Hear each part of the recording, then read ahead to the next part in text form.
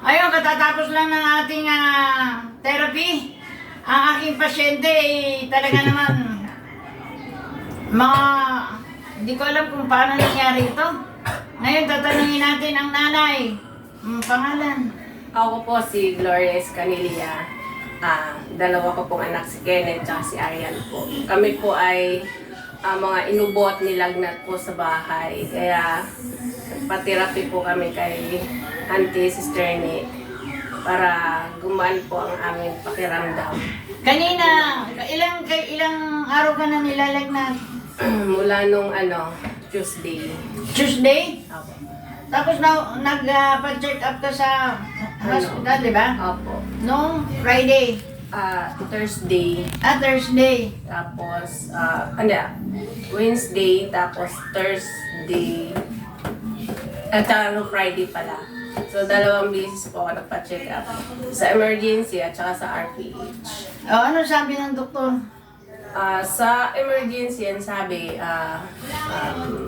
may mataas daw ang UTI, plus may sa dugo, konting infection lang. Or, di ko alam kung infection yun or parang mataas ang white cells or red cells. White blood? Okay. So, ngayon, after, di sabi mo, Friday, Saturday, Sunday.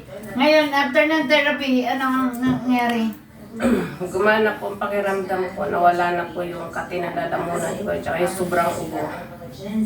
Sabi mo, pag inubo ka, masakit ang tiyan. Dahil sa kaubo. Ngayon, Yung okay na po, nawala na po yung sakit ng tiyan ko. Tsaka gumana po yung pakiramdam ko dahil na-therapy na po. salamat sa Diyos. Ikaw, Arian, ano ang naramdaman, Arian? Okay na po. Medyo din na po masakit ulo ko. Hindi na. Apo. Ikaw, Kenneth, Gumana rin po pakiramdam ko. kanina, mabigat? Opo. Wala nang lagnat? Ano na lang po? Tawag dito. Ano? Sakto na lang po yung pakiramdam. Pero magana ang katawan. Opo. Ayan, family. Talaga naman. Kaya, hi guys.